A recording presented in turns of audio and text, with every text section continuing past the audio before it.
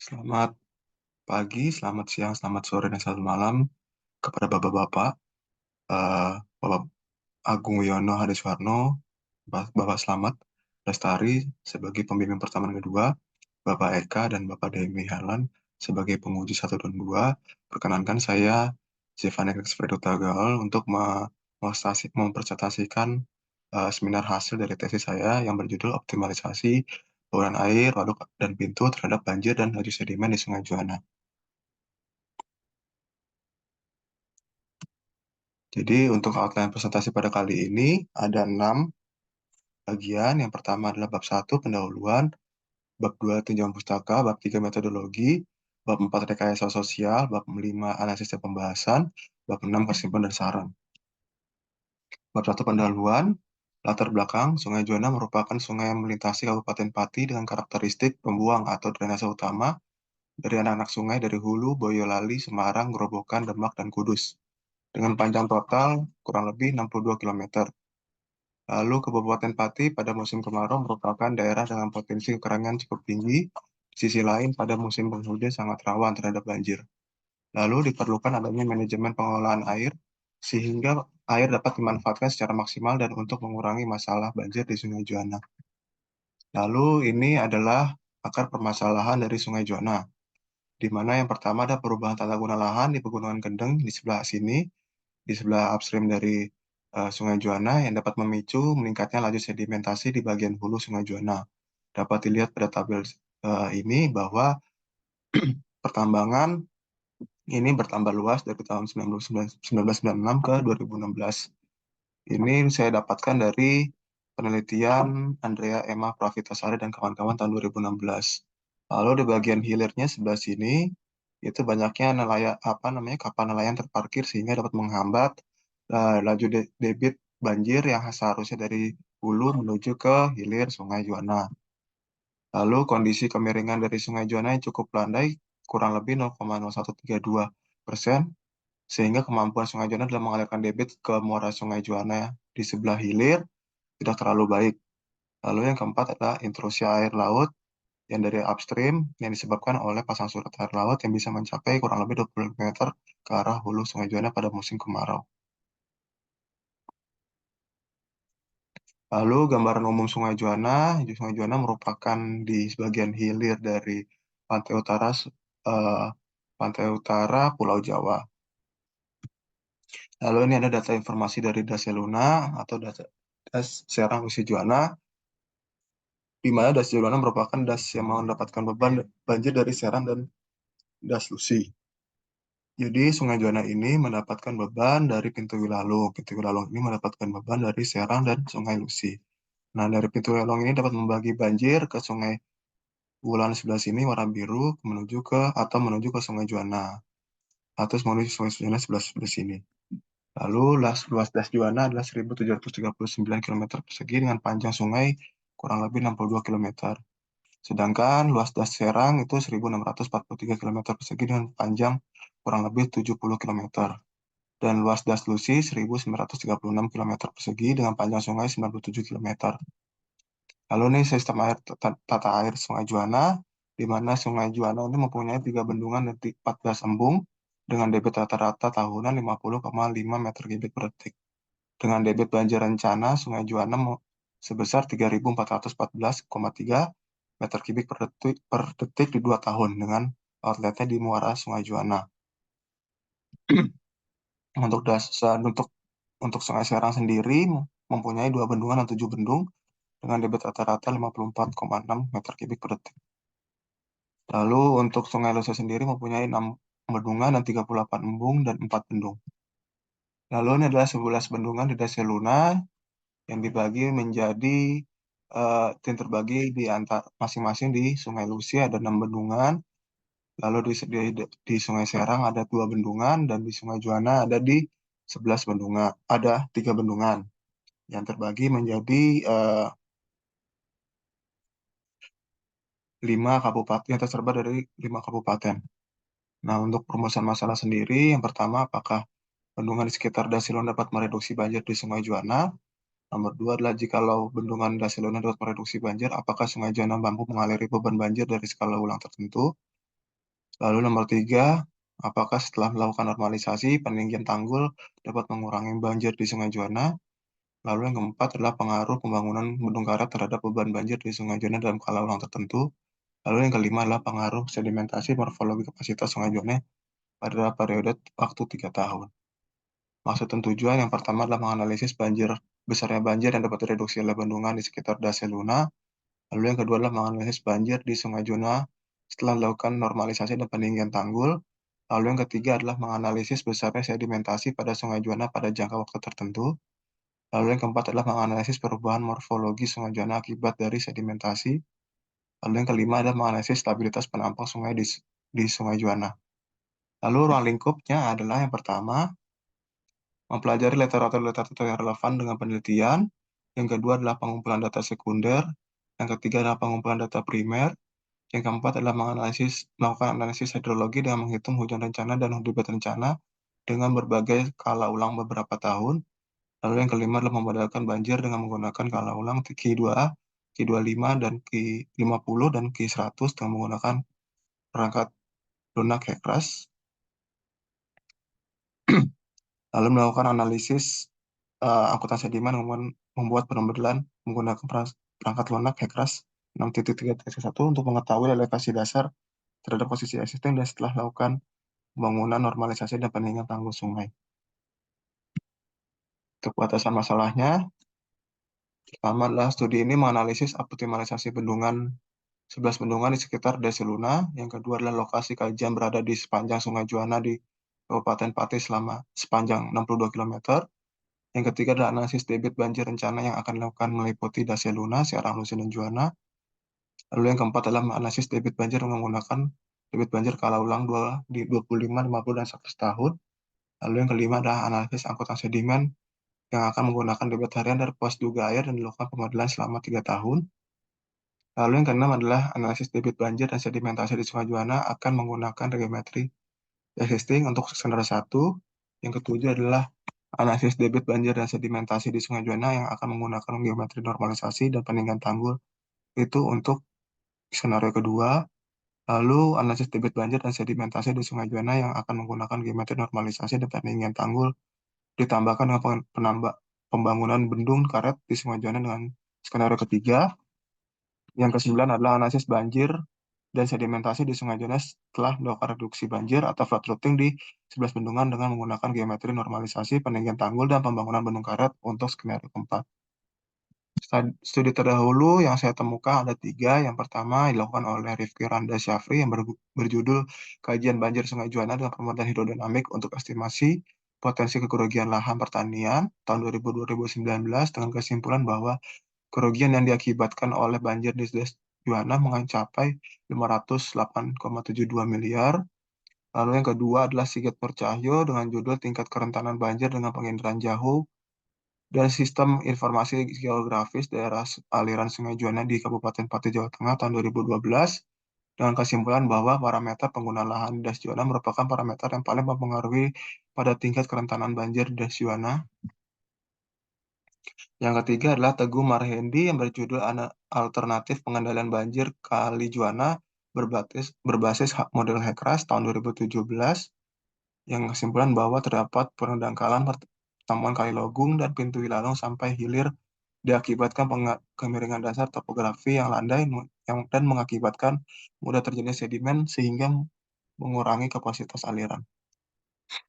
Ini untuk tunjang pustakanya. Yang pertama saya melakukan analisis hidrologi di mana saya mendapatkan curah hujan wilayah, curah hujan rencana, lalu melakukan uji kesesuaian distribusi frekuensi. Yang keempat adalah curah hujan efektif. Yang kelima adalah distribusi hujan jam-jaman. Yang keenam adalah analisis debit banjir rencana. Yang ketujuh adalah metode perhitungan HSS atau Hydrographs Status Antitesis. Lalu ini adalah penulisan analisis aliran untuk routing untuk di bendungan. Yang dibagi dua yaitu persamaan penulisan aliran dan penulisan waduk. Yang saya menggunakan penulisan belajar di waduk atau bendungan. Lalu ini adalah manning, di mana saya ini menggunakan rumus JC, di mana Q sama dengan A per 6 kali R pangkat 2/3 kali S per pangkat setengah. Dan analisis angkutan sedimen, saya menggunakan QS sama dengan 0,0864 kali C kali KW, yang selanjutnya akan saya gunakan untuk mendapatkan rating curve atau grafik rating curve. Lalu metodologi pengumpulan data curah hujan, saya dapat PHGK, data sedimen pengambilan sendiri atau data primer, data long cross section di Direktorat Sungai Pantai dan BBWS Pengelola Juwana, data pengukuran debit, dari BBWS Pengelola Juwana ada pengukuran sendiri, data topografi dan lidar, Direktorat Sungai dan Pantai dan BBWS Pengelola Juwana, peta penutupan lahan saya dapatkan dari website, peta DEM saya dapatkan dari website Tanah Air, dan data teknis bendungan saya dapatkan dari monitoring bendungan di Kementerian PUPR.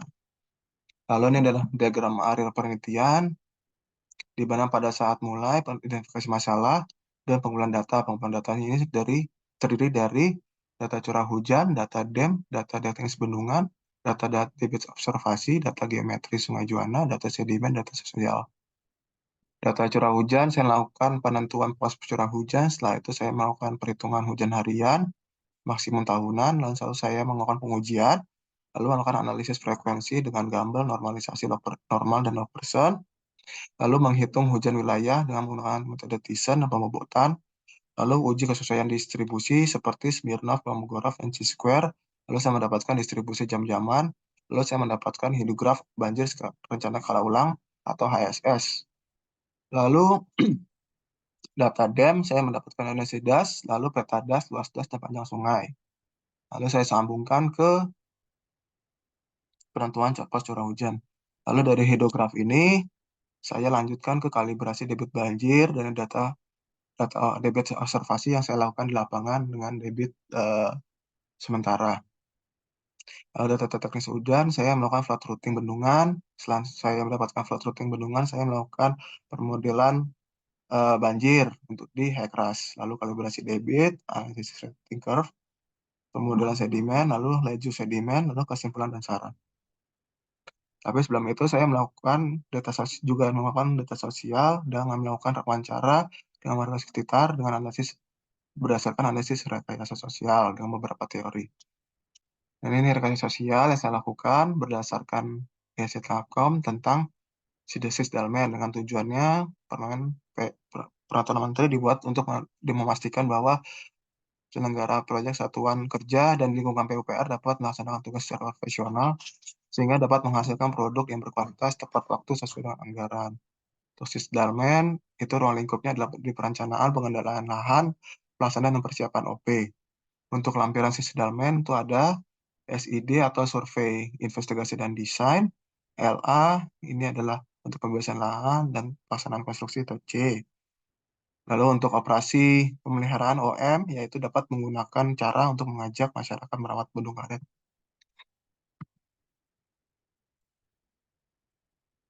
Lalu ini adalah teori of plant behavior. Tujuannya adalah memprediksi seseorang akan melaksanakan atau tidak melakukan suatu perlakuan, lalu direncanakan untuk mengasumsikan bahwa munculnya tindakan ditandai oleh adanya niat dan dari individu untuk melakukan tindakan tersebut. Faktor penyebabnya adalah yang pertama adalah sikap terhadap tindakan atau attitude toward behavior, norma subjektif terhadap tindakan atau subjektif behavior, lalu persepsi pengenalian kontrol atas tindakan atau perceived behavioral control. Nah, ini adalah konsepnya di mana tiga, tiga, tiga tindakan tersebut itu dapat mengaruhi intention dan behavior dari masyarakat. Lalu ini pertanyaan yang sudah saya ajukan yang di lokasi studi. Yang pertama adalah untuk attitude toward behavior, apakah Bapak Ibu mau mengikut perawat bendung karet ini? Lalu apakah Bapak Ibu senang dengan pelaksananya pembangunan bendung karet? Lalu untuk subjection norm, jika ada kegiatan penyuluhan sosialisasi terkait dengan pengelolaan infrastruktur ataupun fasilitas pendukung, apakah Bapak Ibu bersedia untuk partisipasi? Lalu perceived control behavior, apakah selama ini ada penyuluhan dari pemerintah terkait untuk menjaga sekitar lingkungan? Lalu ini adalah hasil dari wawancaranya. Yang pertama adalah warga sangat menyambut baik pembangunan Gunung Karet. Masyarakat berharap menyelesaikan banjir di Sungai Juna dan dapat meningkatkan ekonomi di masyarakat di sekitar Bendung Karet Juana. Lalu yang ketiga adalah warga bersedia untuk merawat Bendung Karet Juana jika sudah selesai dilakukan pembangunan. Ini bisa dihubungkan kepada lampiran sisdalmen di bagian OP atau operasi pemeliharaan. Lalu yang keempat adalah selama ini jika dilakukan undangan sosialisasi oleh BPWS Pemali Juana atau pemerintah daerah sekitar, masyarakat sekitar bersedia untuk berperan aktif. Yang kelima adalah selama ini jika dilakukan undangan sosialisasi oleh BPWS Pemali Juana atau pemerintah daerah sekitar, masyarakat sekitar bersedia untuk berperan aktif. Lalu ini adalah usulan saya yang bisa dilakukan untuk rekayasa sosial di sekitar Bendung Juana, di mana di sepadan sungai atau di sekitar Bendung Juana di daerah seperti ini, di lokasinya dapat digunakan untuk ruang terbuka hijau.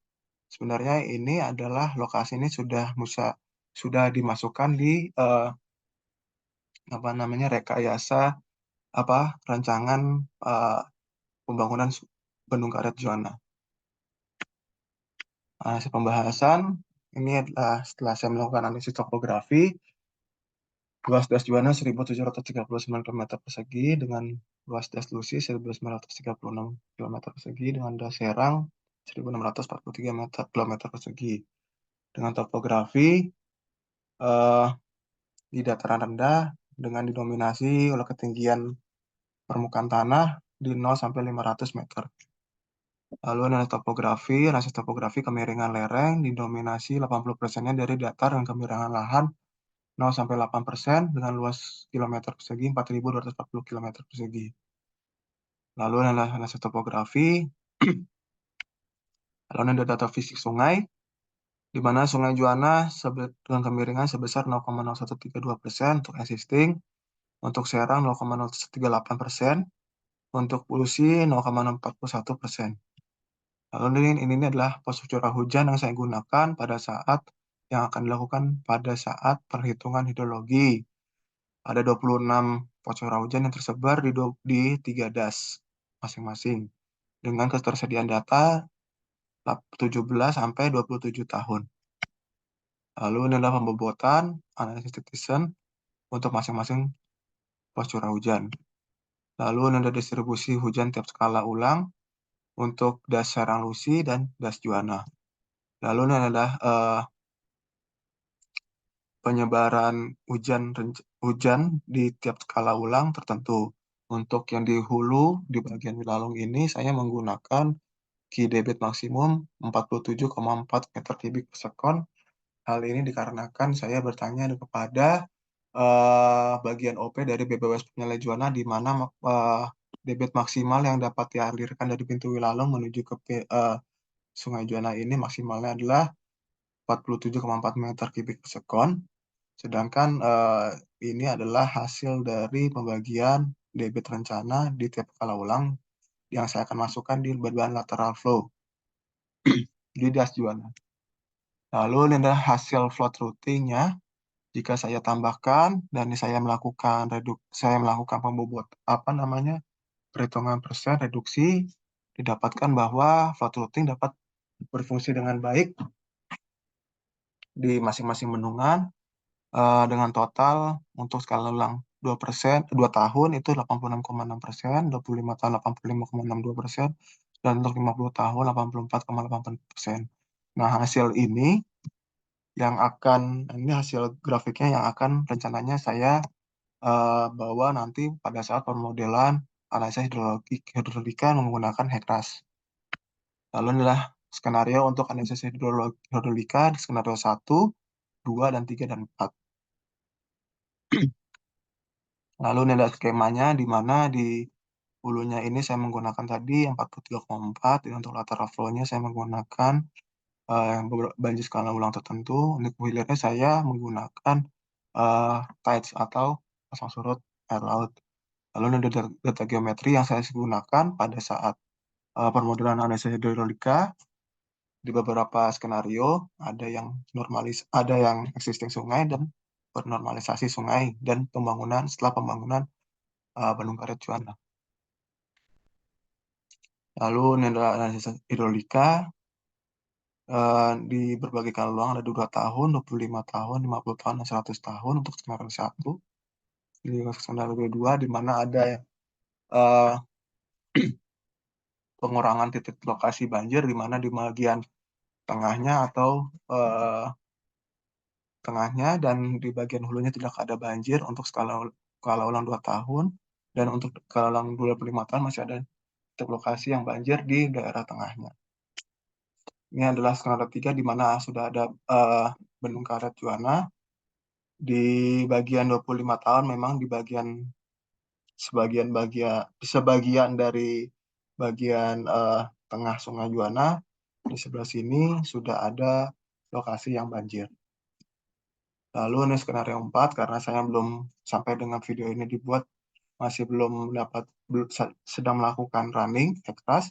Nah, ini masih belum saya masukkan ke dalam presentasi ini, tapi dapat bisa dilihat bahwa untuk potongan 1D ini bagian middle atau bagian tengah Sungai Juanda ini dari skala 2 tahun, 25 tahun, 50 tahun, dan 1000 tahun itu tidak ada banjir.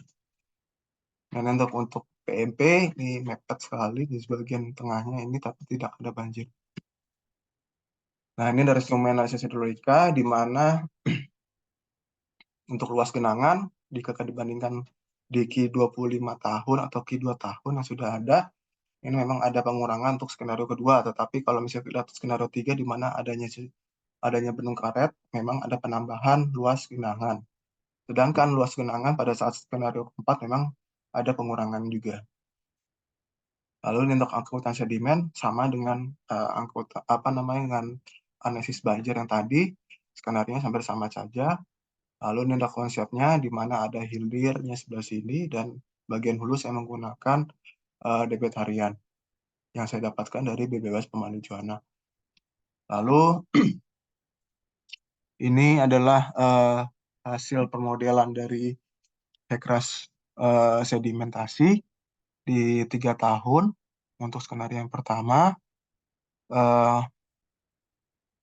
Untuk tahun jika dibandingkan ini yang warna biru ini adalah tahun yang kedua, sedangkan yang hijau ini adalah ini yang biru ini adalah tahun kedua dan hijau ini adalah tahun yang pertama, sedangkan yang hitam ini adalah existingnya, di mana pada tahun kedua di bagian hilir ini cenderung mengalami agradasi, sedangkan pada bagian di hulunya ini melakukan terdapat degradasi.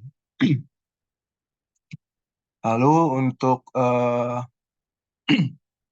skenario kedua di mana masih belum ada Bendung Karet, didapatkan bahwa memang ini cenderung stabil, tetapi bagian hulunya ini tahun ketiga memang ada cukup perubahan yang ekstrim di bagian sini, di bagian titik lokasi sebelah sini.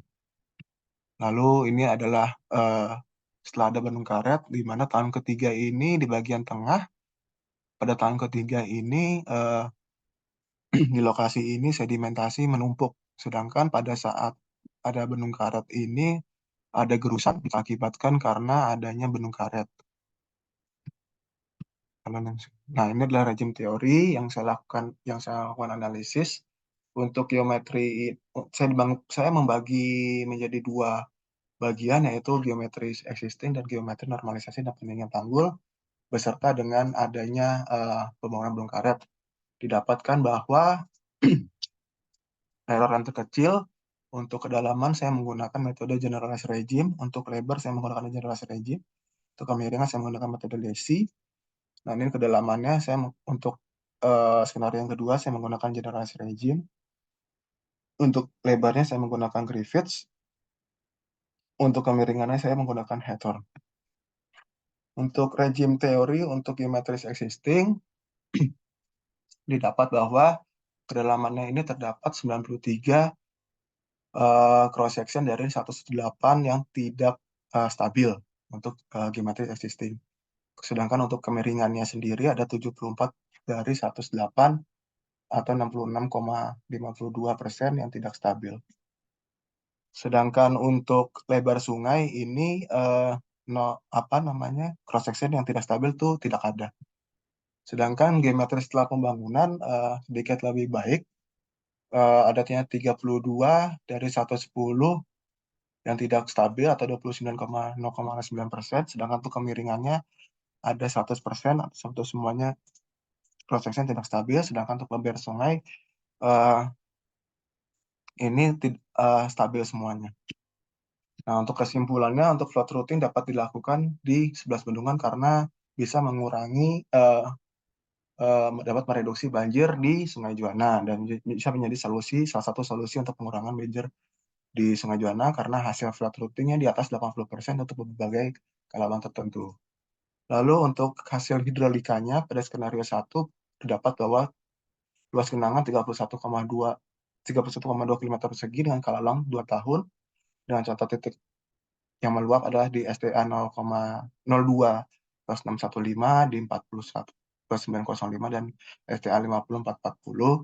Sedangkan pada skenario kedua didapatkan bahwa luasan genangan 27,64 km persegi dengan kalalang 2 tahun dengan reduksi banjir jika dibandingkan dengan skenario pertama dari 11,41%. Sedangkan pada analisis hidrolika pada skenario ketiga di angka luas genangan 27,84 km persegi dengan kalalang 2 tahun dengan reduksi banjir jika dibandingkan dengan skenario yang pertama 10,66% dengan contoh titik yang meluap adalah di STA 40 plus 401 dan STA di STA 41 plus 415. Lalu hasil analisa hidrolika pada skenario keempat didapatkan bahwa luas genangan seluas 26,8 km persegi agak lebih baik dibandingkan dengan skenario kedua dan ketiga dengan di skala ulang 2 tahun reduksi banjir 14,08% dengan contoh titik meluap di STA 53 plus 906 dan STA 45 plus 506. Lalu untuk analisis hidrolika dapat disimpulkan dengan adanya bendung karet dapat menyebabkan meluapnya banjir di Sungai Juana.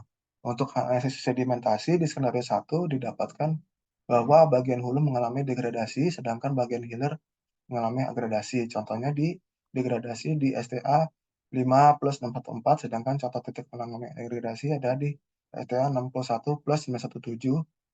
Lalu yang kedelapan adalah hasil analisis sedimentasi pada skenario kedua didapatkan bahwa perubahan dasar cukup stabil, hanya sedikit titik mengalami degradasi, contohnya di STA 16 plus 004, sedangkan contoh titik yang mengalami degradasi adalah di STA 63 plus 428.